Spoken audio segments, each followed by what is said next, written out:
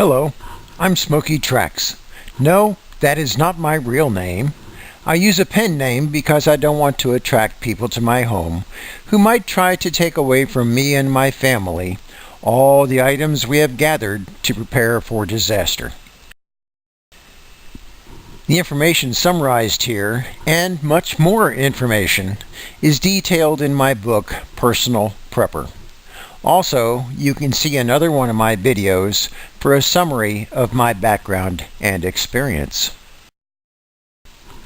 The purpose of this short video is to share with you the benefits of my research and experience in preparing for disaster.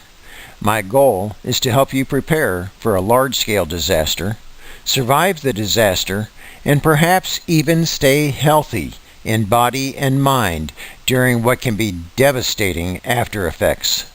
Please note that I have taken pains to make my preparations economical and practical.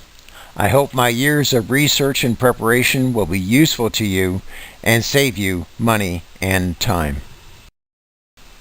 I, and others I know, have used each of the items and sources I am recommending here.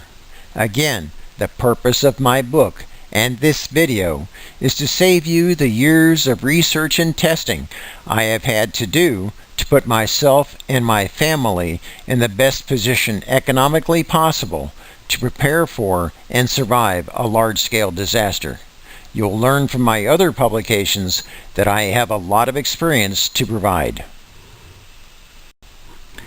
As I indicate in my book, you will want to make sure that your home is not a target for looters, or even for good people who have become desperate in the after effects of a massive disaster.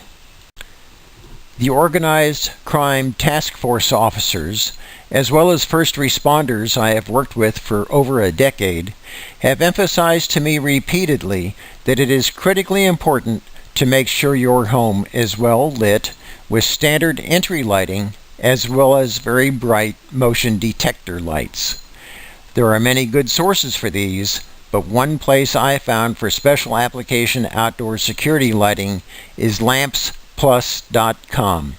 A side benefit of adding all this lighting is that your home will, even in normal times, be much safer because it is so uninviting to bad guys.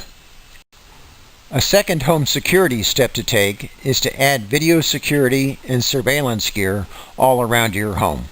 It helps you to better see what is going on outside from inside your house or even from a distant location via the internet. Almost all of this equipment comes with continuous recording capability. My source for this equipment is mcmelectronics.com. Their price for the same equipment is frequently much better than you can find elsewhere, and they back up their products. My family and I are campers. A secondary benefit of camping, aside from the fun of exploring the outdoors, is the opportunity to test and use a wide variety of survival gear. If your home is compromised, if you are without water and electricity for weeks or months, or if you lose your home during a disaster, you will need some good survival gear. Here are just a few ideas from my book, Personal Prepper. I suggest you look at survival equipment provided by a company called Survive Outdoors Longer. They do a great job of packing a lot of essential gear into small, lightweight containers.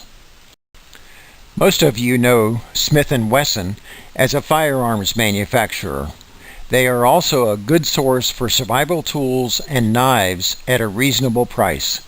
If you are interested, I discuss firearms in another of my videos. Fire and water are two essentials for survival. In a large-scale prolonged disaster, whether you are at home or on the road, you will need fire and water for nourishment and comfort. Most of us would be in very serious condition after only 3 days without water. I've been using a variety of water purification methods for over 40 years. Yes, I am that old and experienced. Your local sporting goods and camping stores have a lot of great supplies in this area. A source with some great water purification equipment is Sterapen. If you are forced onto the road for survival, you will quickly learn that the less weight you have with you, the better. You will want your survival supplies to be simple and durable. For simple one-pot cooking, I suggest the NitroPack cook stove. I have one in every family member's backpack. Every time I use them, they work perfectly. I think it is wise to have a 1-year supply of food on hand for every member of your family. If there is a large-scale disaster of long duration, there will be little to no food in your region. You do not want to die, and you do not want to see your family members die, an ugly death due to starvation. There are a lot of great sources for long-term storage food. I have tested many, starting with sea rations when I was a kid. One we really like is eFoods Direct. You can buy their food in a variety of quantities, and most of it comes in pouches that can preserve the food for 20 years or more. You can use these pouches at home or put them in a survival backpack. I've done both. We also store food that we buy at the Mormon pantry. This is strictly food for storage at home. It is not portable for taking on the road unless you have a fair-sized camper. This is just a sample of the valuable information that is in my book, Personal Prepper. You may buy it on Amazon either as an ebook or as a paperback. It will help you prepare in a practical and economical manner for a large-scale disaster, survive the disaster, and perhaps even stay healthy in body and mind during what can be devastating after effects.